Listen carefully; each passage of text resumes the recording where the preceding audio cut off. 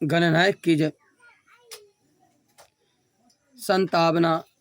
संतावना स्वर्ग त्रिशंकु की कथा वाल्मीकि रामायण द्वारा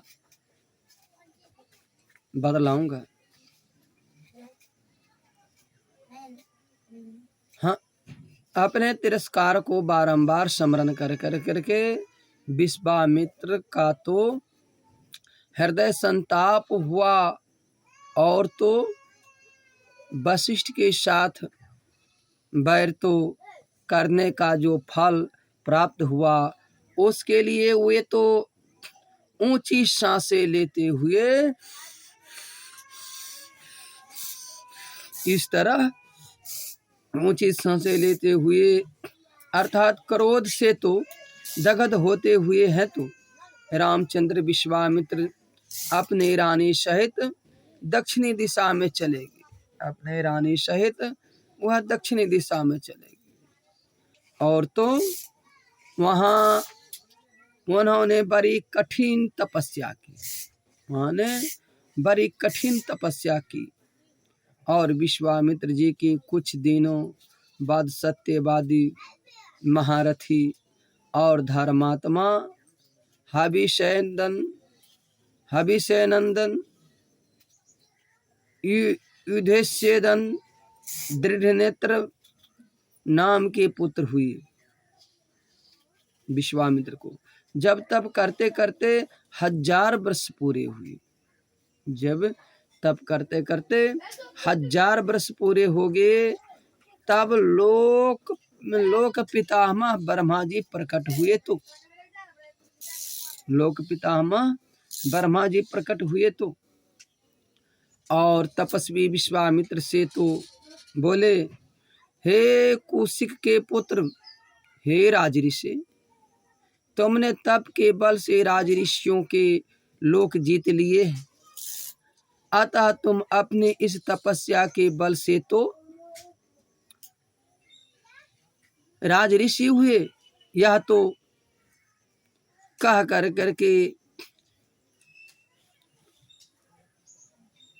लोकनाथ ब्रह्मा जी देवताओं सहित अपने ब्रह्मलोक को और देवतागण स्वर्गलोक को चले गए तो ब्रह्मा जी के इन वचनों को सुन कर करके विश्वामित्र ने तो मारे लज्जा के मुख नीचा कर लिया और परम दुखित हो दीनता पूर्वक बोले, हाँ, इतना घोर तप करने पर भी समस्त देवता और ऋषि मुझे राज ऋषि ही कहते हैं, ब्रह्म ऋषि नहीं तो, अतः मैं तो इस तप का फल नहीं मानता। विश्वामित्र कहा, मैं इस तप का फल नहीं मानता हूँ। हे राघवी, अपने मन में यह तो निश्चय कर, परम यतनवान महातेजस्वी विश्वामित्र जी फिर तो कठोर तप करने लगे। फिर विश्वामित्र कठोर तप करने लगे। इसी बीच में तो सत्यवादी और जितेंद्रिय इच्छावंशी त्रिशंकु नाम के राजा के मन में हे राम यह बात उठी कि हम ऐसा कोई यज्ञ करें। सतानंदन कहते, हे राम, उसको मन में ऐसी बात उठी कि हम जैसे कोई यज्ञ करें, जैसे हम तो अपने इस पार्थिविक शरीर से स्वर्ग जाए। उन्होंने अपने मन के इस विचार को वशिष्ठ को बुला कर करके वशिष्ठ जी को बुलाए और उनके सामने प्रकट किया। महात्मा वशिष्ठ ने त्रिशंकु को विचार सुन करके कहा, ऐसा होना असंभव है कि यह शरीर से जो है से स्वर्ग जाना चाहते हो, ऐसा तप नहीं करवाऊंगा, यह असंभव है। जब तो वशिष्ठ ने त्रिशंकु को इस प्रकार सूखा जवाब दे दिया, तब तो दक्षिणी दिशा में अपने मनोरथ के सिद्ध के लिए वशिष्ठ के पुत्रों के पास गया। त्रिशंकु जी दक्षिणी दिशा में वशिष्ठ जी के पुत्रों थे, उनको पास गया। जाते जाते राजा त्रिशंकु वहां पहुंचा जहां वशिष्ठ के अनेक पुत्रों बड़ा तप कर रहे थे। तो वहां जाकर के महातेजस्वी त्रिशंकु ने वशिष्ठ के बड़े यशस्वी पुत्रों को देखा और वे तो सब के सब तपस्या में लीन है। त्रिशंकु देखते हैं वशिष्ठ के सभी पुत्रों सब के सब तो तपस्या में लीन है। उन सभी महात्माओं गुरु पुत्रों के पास जाकर के त्रिशंकु ने यथाक्रम सबको प्रणाम किया। त्रिशंकु जाकर के वह गुरु वशिष्ठ को यथाक्रम सबको प्रणाम किया। किंतु लज्जा के मारे मुख तो नीचे ही किए रहे। लज्जा के मारे मुख तो नीचे करे रहे और हाथ जोड़ कर के उन सब बड़े भाग्यवान गुरु पुत्रों से बोले कि आप शरणागतों, कहते हैं आप शरणागतों की रक्षा करने वाले, हम आपके निकट आए। त्रिशंकु कहते हैं हम आपके निकट आए, अतः हम आपकी शरण में आया हूँ, अतः हम आपकी शरण में आया हूँ। ऐसा त्रिशंकु कहते हैं। मैंने आपके पिताजी से यज्ञ करने को कहा था।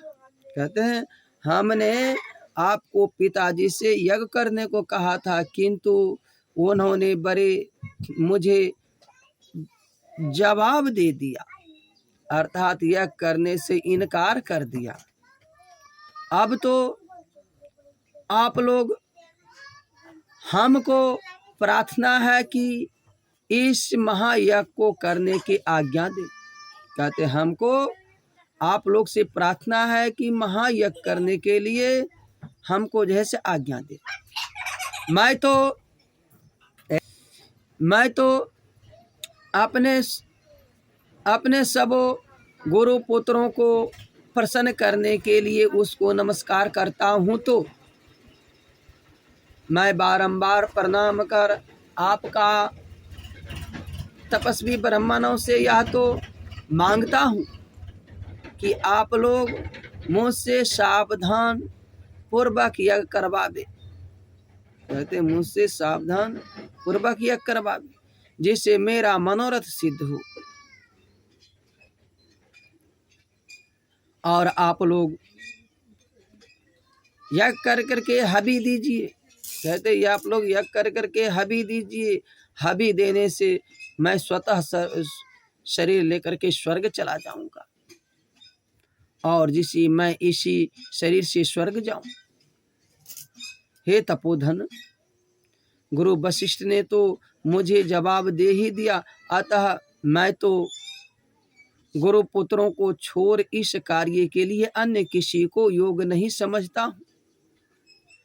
आदि आप, कहते हैं आदि आप सब लोगों ने सूखा ही ठुकराया तो मुझे और कोई नहीं दिख पड़ता। इच्छावंशीय सब राजा के तो कार्य उनको पुरोहित द्वारा ही होते रहे। कहते इच्छावंशीय की सब कार्य उनको पुरोहित द्वारा ही होते रहे हैं। जो भी हवन हुए हैं, हबी हुए हैं, हमने तो उन्हीं से करवाए हैं। कहते हमने तो उन्हीं से करवाए, हबी हो चाहे जो भी हो। अर्थात अथवा राजा इक्ष्वाकु के वंश की यही रीति है कि सदा पुरोहितों से प्रीत करे। अतः मेरा आपकी शरण में तो आना कोई अनोखी बात नहीं है। तो श्रेष्ठ विद्वान वशिष्ठ ही इक्ष्वावंशीय बेरी बेरी, कहते हैं बेरी बेरी राजाओं के सदा रोजाना रोज के रोज रक्षक रहे। उनके पश्चात आप सब लोग ही मेरे रक्षक हैं।